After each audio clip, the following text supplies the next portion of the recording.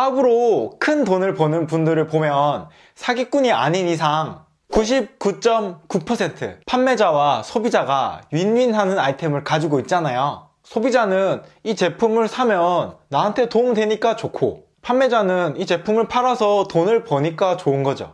윈윈하는 아이템을 가지고 있으면 당연히 사업이 쭉쭉 커 나갈 거 아니에요. 그런데 여기서 문제는 그런 아이템을 찾는 게 겁나 어렵다는 거죠. 하지만 오늘 영상을 끝까지 보시면 나중에 여러분들이 사업을 하게 되셨을 때 윈윈하는 아이템을 아주 쉽게 찾는 방법을 알 수 있어요. 그 과정을 제가 5단계 테크트리로 이야기해 드릴게요.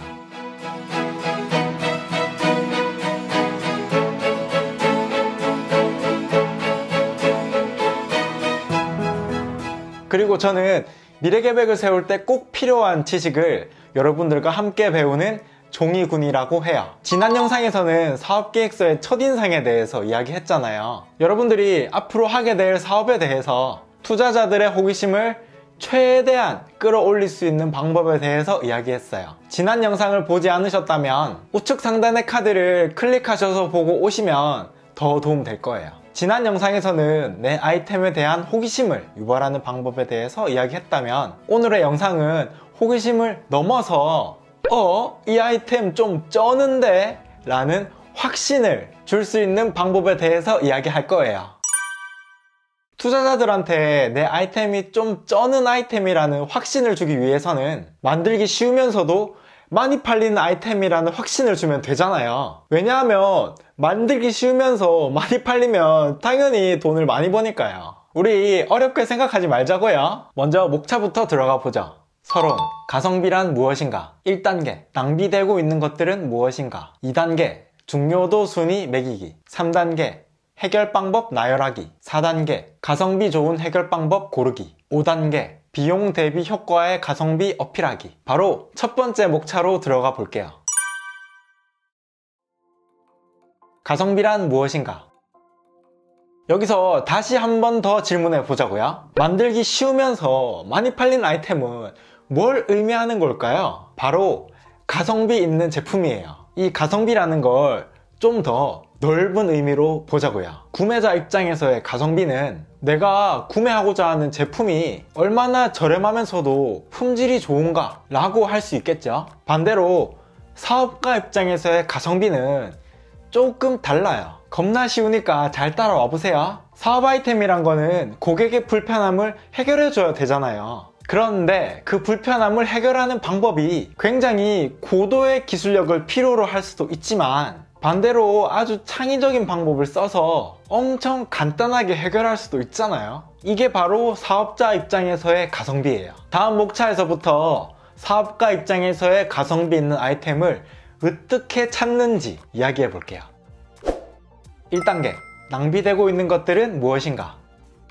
오늘 내용을 따라 하려면 포스트잇이 필요해요. 큰 거 필요 없고 딱 요만한 거 하나만 있으면 됩니다. 여러분들이 지난 영상을 보시고 나서 구체적인 타겟 고객을 잡았잖아요. 그 타겟 고객을 포스트잇에 크게 써서 맨 위에 붙여보세요. 그리고 그 밑에다가 숫자로 표현할 수 있는 여러 가지 불편한 점들을 포스트잇에 써서 하나씩 붙여보는 거예요. 수학학원 선생님을 예시로 들어본다면 반복적으로 채점하는데 몇 분 소요됨, 기출문제 제출하는데 몇 분 소요됨, 학생들 피드백 해주는데 몇 분 소요됨, 이렇게 포스트잇들에 하나씩 써보면 한두 가지가 아니라 낭비되는 시간을 엄청 많이 찾을 수 있어요.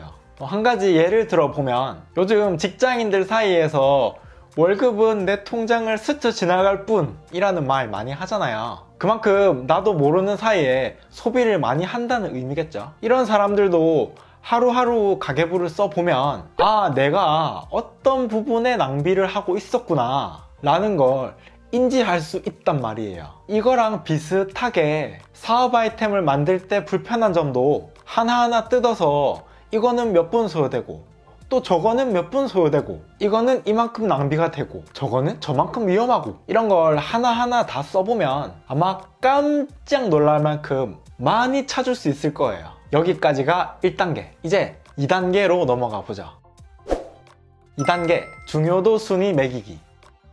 1단계에서 낭비되는 것들을 많이 찾은 분들은 20개에서 30개 정도 찾으신 분들도 계실 테고, 보통은 한 10개 가까이 찾으셨을 건데요. 2단계에서는 낭비되는 것들 중에서 중요한 것들을 순위 매겨보는 단계예요. 예를 들어서 시간이 많이 낭비되는 순서대로 나열을 하던가, 위험도가 높은 것부터 순서대로 나열을 하던가, 마음대로 내가 만들고자 하는 방향에 맞춰서 나열을 해보는 거예요. 아마도 여러분들의 머릿속에서는 아주 자연스럽게 뭔가가 떠오를 거예요. 그게 뭐냐면 이거랑 묶어서 같이 해결하면 좋을 것 같은데? 이렇게 여러 가지 재밌는 생각들이 떠오를 거예요. 이제 3단계로 넘어가 보죠. 3단계 해결 방법 나열하기. 2단계에서는 중요도가 높은 순으로 순위를 매겼잖아요. 3단계에서는 해결 방법을 나열해보는 단계예요. 여기서도 포스트잇을 사용하면 되는데요. 낭비되는 요소들 중에서 가장 중요도가 높았던 것부터 해결 방법을 여러 가지로 생각해 보는 거예요. 한 가지 불편함에도 여러 가지 해결책이 나올 수 있잖아요. 스마트폰을 활용해서 해결할 수도 있고, 어떤 제품을 활용해서 해결할 수도 있고, 아니면 뭔가를 좀 더 효율적으로 바꿀 수도 있는 것처럼요. 이것도 무궁무진하게 많은 방법으로 해결책을 찾을 수 있을 거예요. 아무리 엉뚱한 아이디어가 나오더라도 최대한 포스트잇에 많이 써보려고 노력을 하다 보면 정말 참신한 아이디어들이 많이 나올 수도 있으니까 마음 편하게 먹고 써보시면 이것도 재미가 있을 거예요. 근데 저는 사람들이랑 아이디어를 같이 내니까 더 재밌어서 생각도 잘 나더라고요. 이제 4단계로 넘어가 볼게요. 4단계 가성비 좋은 해결 방법 고르기. 3단계까지는 가성비에 대해서 생각하지 말고 엉뚱하든 현실적이든 최대한 많은 아이디어를 내는 걸 목표로 하고요. 이번 4단계부터는 어떤 해결 방법이 현실화하기 쉬우면서도 효과가 좋은지 하나씩 뜯어보는 거예요. 아무리 참신한 해결 방법이 있다고 하더라도 지금 당장 내가 그걸 해결할 수 있는 힘이 없다면 의미 없는 거잖아요. 그러니까 좀 덜 참신하더라도 괜찮으니까 지금 당장 만들 수 있고 무엇보다도 싸게 저렴하게 만들 수 있는 방법을 고르는 거예요. 여기서도 예를 들어서 보면 스마트폰 어플을 만들 때도 어떤 기능을 넣느냐에 따라서 비용이 다 다르게 나와요. 정말 간단한 기능만 있으면 몇백만 원으로 어플 하나를 만들 수도 있지만 기능이 복잡해질수록 3천만 원, 5천만 원, 1억 이렇게 필요 자금이 기하급수적으로 늘어난단 말이에요. 스마트폰 어플뿐만 아니라 실제 제품을 만들 때도 얼마나 복잡하냐에 따라서 생산 비용의 차이가 많이 나겠죠. 이런 것들을 종합해서 가장 저렴하면서도 효과가 좋은 기능을 픽하시면 돼요. 이제 5단계로 넘어가 볼게요. 5단계 비용 대비 효과의 가성비 어필하기.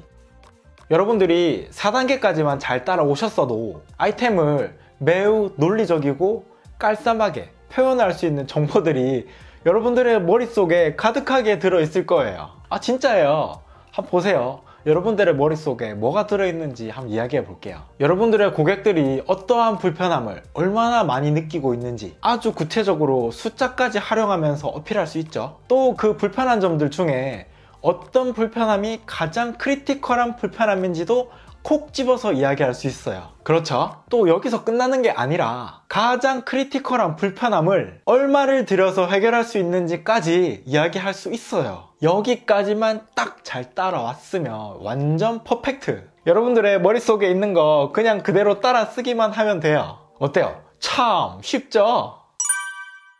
오늘 영상 어떠셨나요? 오늘 영상이 여러분들에게 조금이라도 도움이 되셨다면 구독과 좋아요, 알림 설정까지 꼭 부탁드립니다. 그리고 여러분 주변에도 이 영상이 필요한 분이 계시다면 아낌없이 공유해주세요. 앞으로 더 좋은 영상을 만드는데 큰 도움이 됩니다. 우리 함께 10년 뒤에는 원하는 것을 이룰 수 있는 힘을 가진 사람이 됩시다. 앞으로 저만 따라오세요. 꼭 같이 갑시다.